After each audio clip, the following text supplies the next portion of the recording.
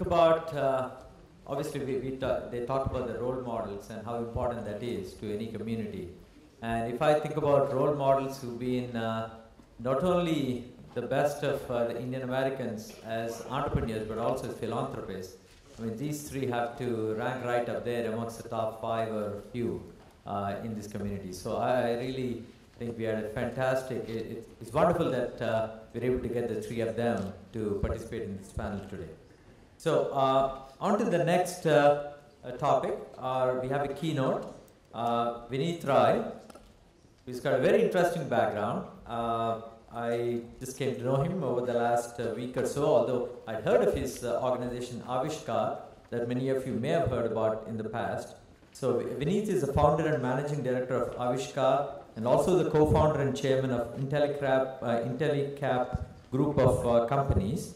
And one of the interesting things about Vineet's background, he actually lived in a jungle and then went on to build I guess now a $200 million fund, and pretty soon it's going to be $500 million fund.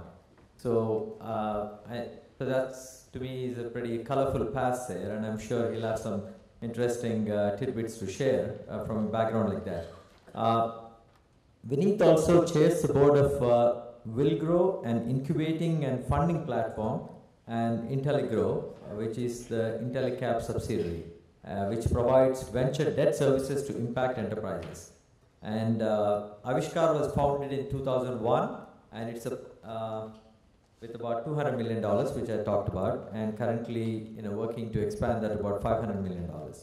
And Avishkar prides the way it looks at its impact by focusing on input rather than the outcomes. Interesting perspective, yeah. It takes significant risks and plays a very involved role in building business, and more importantly, has provided strong leadership in building the support ecosystem for impact enterprises to flourish. And it's the first institutional investor in 90% of its enterprises, with 90% of the companies operating in rural and semi-urban India, which is really, I mean, there are 2 Indias as most of us are familiar with. It's sort of the upscale India that we all see in some of the metros, and the rural India. So it's, I think it's wonderful that most of the work is being done in the rural India. And let me just see.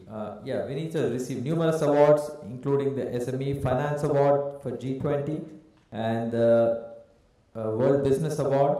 And he's also received the Ashoka Fellowship, which is a very respected, highly respected honor indeed. And he's also received the honorary membership of XLRI Alumni Association. So please join me in welcoming Vineet Rai. Okay, so if some of you would have seen an Economist article, not an article, it was the front page of Economist, which had a big, huge Indian elephant, and it said India's time to fly. And it had 2 large engines on the side of the elephant to make it fly as well. I was not as imaginative as Economist, so I managed to have a dancing elephant to present my point of view. Well, I think the reason Indian elephant has not been able to fly is there is a significant amount of very rich people in India on the basis or their ability to participate. A lot of money has gone in, and then realized that the number of those very rich people actually did not deliver the kind of result that money expected. But the other part of the drag that was there was this huge amount of Indians who basically do not so-called contribute to that economy, who are not able to actually really build the kind of value that would allow things to move. And I'm actually here to tell you that economy is changing. So you must have heard of C.K. Prahlad's fortune at the bottom of the pyramid. Unfortunately, while we kept searching for that fortune, we realized that the fortune is only going to emerge when these poor people actually started moving up. And in the last 10 years, a significant amount of that change happened. A lot of these poor people actually started becoming less poor. They started becoming aspirational, and they were not looking for doors, but were looking for opportunities to go up. So you heard Kanwal Rekhi talk about not liking social entrepreneurship. I actually am one of those who don't like social entrepreneurship as well. I believe every entrepreneurship that can create value has a significant opportunity to make a difference. So this story about the elephant and the ability of this economy to contribute, I would actually try to tell you from my own perspective. I'm a classical middle-class guy. I came from a middle-class family. Nobody in my family actually ever did business, so I never thought of doing business. I was not as bright as most of the entrepreneurs here are.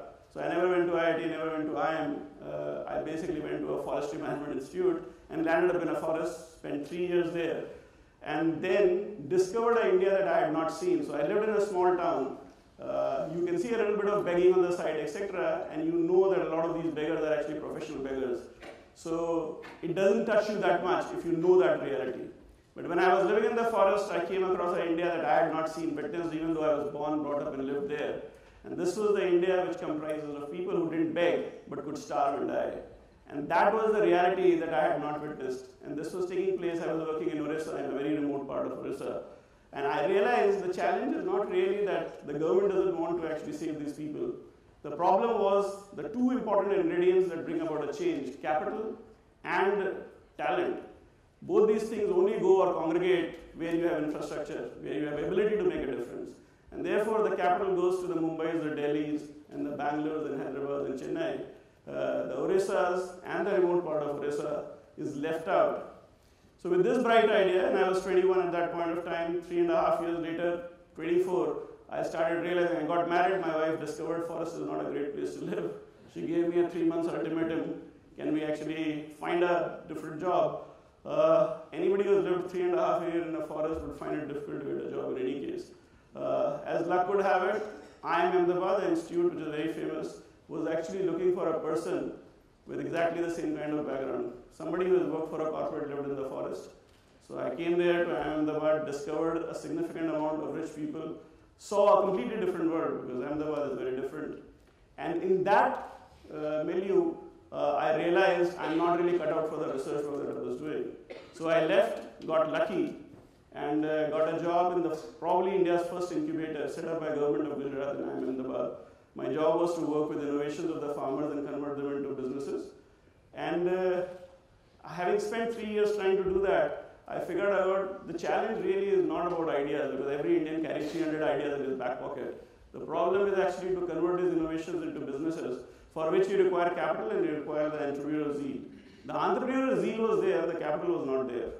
So with this great bright discovery, I actually went to my board, which was quite a powerful board, shared with them that what we are looking for is capital and talent for rural India. And can you please provide me some capital? And they listened to me and they said, very good, this is very good. Can you please go back and start doing what you were supposed to do? And I was 29 by then, so I had spent 8 years of my life. I thought I had seen enough of the world. And with $100 as my saving, I basically took a decision to quit. And then I decided to set up India's first rural venture fund with this $100. The lucky thing that because I spent some time in IIM Ahmedabad, I got introduced to some people. One of them is sitting here, Jayesh Parekh.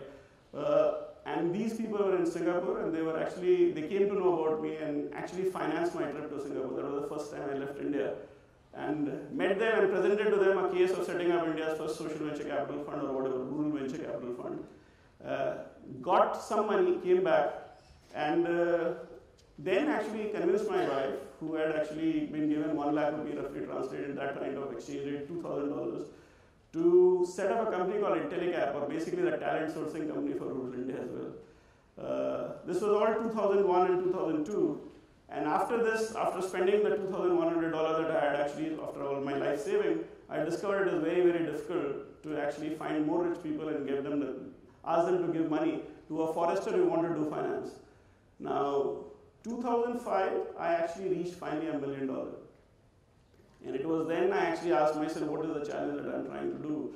Because my back of the envelope calculation was, if I have to make any impact in India, I need to finance 300 enterprises. And the amount of money that I was looking at the pace I was raising, will take 500 years. That sounded like too long a time frame. Didn't realize I could survive that long. So I actually asked myself this question, what am I actually trying to do? And in 2005, I realized that really the problem is, if you want to bring about a change in the life of a person, you need to meet all his needs. And all needs actually include, he wants education, health, energy, everything that you and I actually need. And if I try to provide all that, then I have to be superhuman or a superhero, or probably Hanuman, which none of the three I was. So by that time, by 2005, my understanding had actually told me that there is a lot of others like me who are trying to actually solve one or the other problem. These are entrepreneurs who had the passion and the compassion to actually build a business that would take either a product to these people that would actually reduce the challenges in their lives or create jobs and livelihoods. And if these people actually are able to scale themselves up, then this capital and talent can actually make a huge difference. So with that story, with very absolute clarity, and then I actually started looking at what kind of entrepreneurs I was trying to support. And the entrepreneurs I was supporting were those who were trying to do good. But people who are trying to do good and trying to make a difference actually do not really build great businesses. So between 2005 and 2010, I started focusing on people who have the opportunity and the idea and have the capability to execute on ideas that can scale up and become significant. They were still focused on the low-income population. And this low-income population, we discovered, actually represented $250 billion of consumption. Today, it actually represents $450 billion of consumption. And over the next 10 years, would move to around $650 billion just on consumption. This new aspiring class is really where the fortune at the bottom of the pyramid lies. It is really the opportunity that can actually be tapped and can be built. Just think about this. You are actually talking about India, which has 60% people still defecating in the open.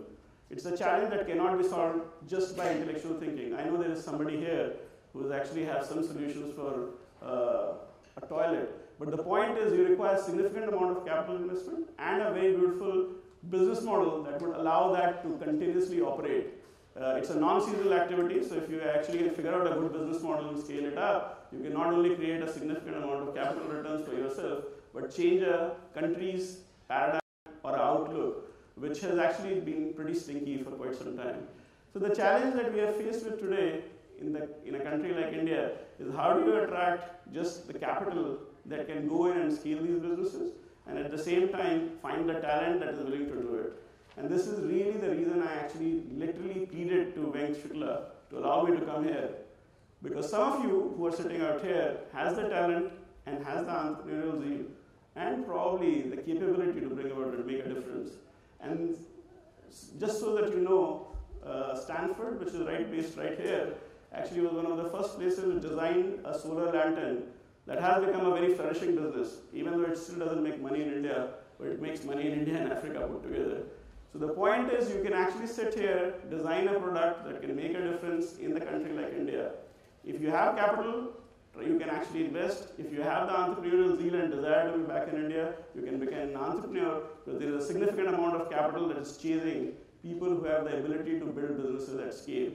And India, therefore, is a great opportunity that probably has the other half of the elephant now ready to fly. It's an opportunity that each one of us can actually tap in, make a difference, and as well as create value. And the most important thing is, today India is the social entrepreneurship capital of the world, simply because we have the largest number of people who are struggling, and there are a significant number of Indians who want to contribute to that. So if there is actually any desire amongst any of you, and if you believe capital is a constraint, or you have an idea that could actually fly, I would be happy to talk to you. I'll stop here. Is there any questions? I'll be happy to. Could you give some examples of these projects that you funded in terms of the type of products or projects? So I can actually give you a series of examples. I started off with, as I said, I was actually a good Indian trying to help Indians. So I actually started off with an artisanal company. We basically funded the entire back end of Fab India. And some of you would know Fab India.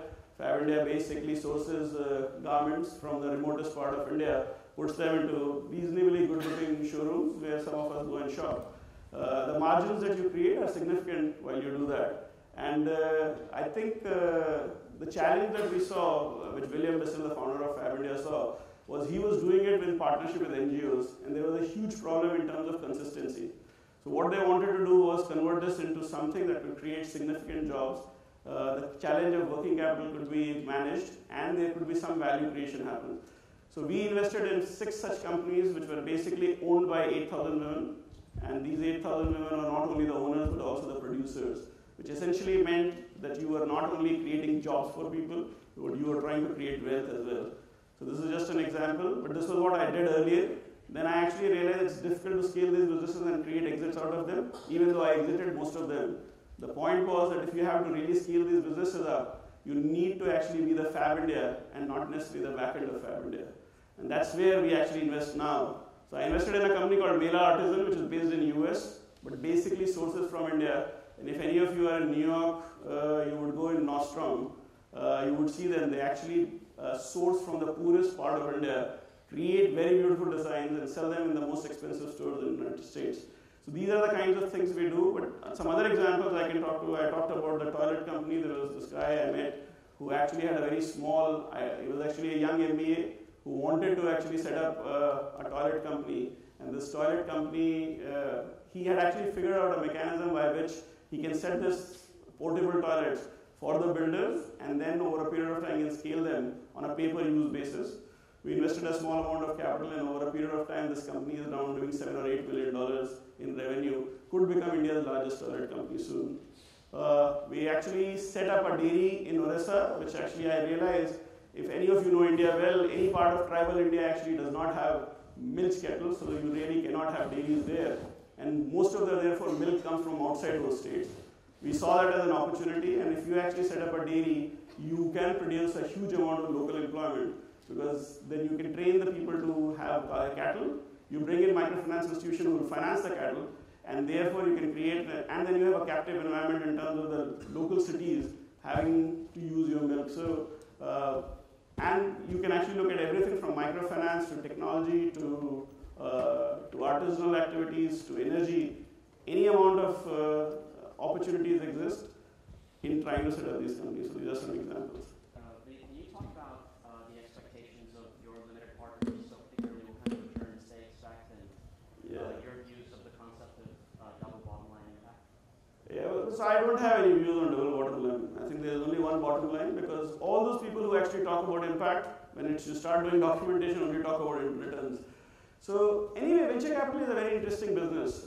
You actually take the money now and return it much later. And I realized most of the private equity guys in any case were impact investors, because they were returning much below the threshold irrespective. So what I realized was investors do not like asking you to want to compromise on returns. So they would actually ask for a very high return irrespective. And going and haggling and discussing about returns is of absolutely no consequence. What I am actually interested in is taking the capital and finding good entrepreneurs and building scalable companies.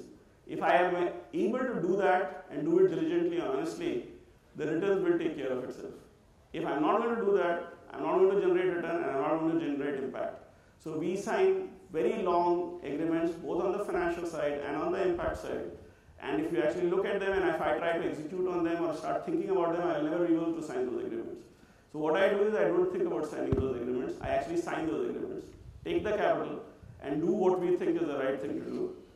Looks like over a period of time that we have been able to generate returns as well as impact. And that's basically the success story. So we have not really fretted too much about what the investors are asking. I agree to whatever they ask. So if somebody says 25%, I said happily, but we'll come to know only 10 years later. In any case, there's no guarantees for returns. So.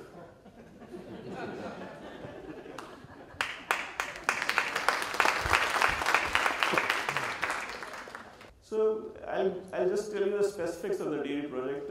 I actually found an entrepreneur who wanted to set up a dairy in Calcutta. I convinced him to move to Bhubaneswar, gave him $1 million in 2011 October, and sold off that $1 million for $4 million in last year June. So you can do it with 39% IRR actually. And reinvested along with Fidelity, which was actually the follow-on investor, with my new fund. And right now we own 39% in that fund. The company is actually doing roughly around $28 million revenue this year, and will probably grow 100% next year. And hopefully it either will get acquired or will actually continue to grow. They're trying to build a brand for themselves called Milky Moo. If you go on the net, you can actually find it as well. So it took 3.5-4 years in this space. If you actually have a good opportunity, as I told you, the market was burgeoning. We really had almost literally no competition in Orissa. So the value creation comes from there. And can you scale up to all over India? Well, India is a very large market. We are still talking about 100,000 liters. You need to reach a couple of million liters to actually be significant even in eastern India. So we have a long distance to go to be of any size or significance. You plan to do it? Or? Well, I actually don't intend to, but the entrepreneur does intend to. So my job is to go in and come out.